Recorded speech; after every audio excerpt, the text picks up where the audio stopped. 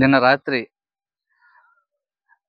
10 సంవత్సరాల గంధాల చెంచం అనే పాపని వాళ్ళ సొంత బంధువులే అతి ఘోరంగా కాల్చడం జరిగింది.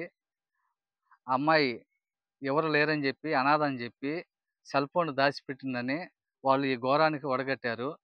ఈ ఘటన జరిగిన వెంటనే మేము ఎస్ఐకి తెలియపరిచాము. ఎస్ఐ గారికి. ఎస్ఐ గారు వెంటనే స్పందించి కుర్తిపాలెం గ్రామం కాకరదెబ్బకు వచ్చి విచారణ జరిపి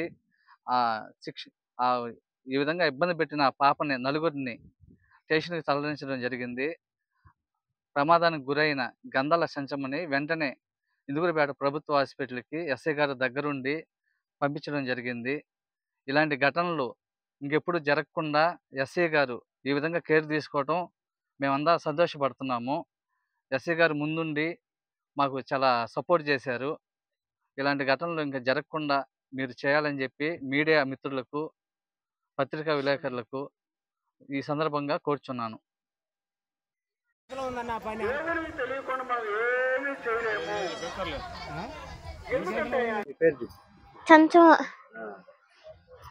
ఎప్పుడు జరిగిందా?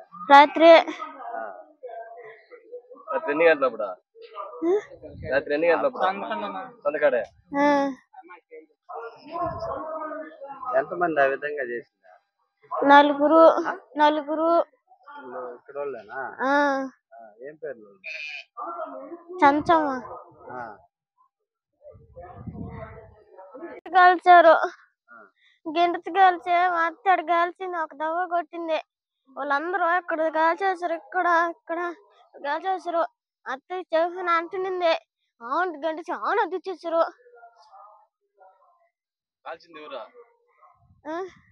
వాళ్ళు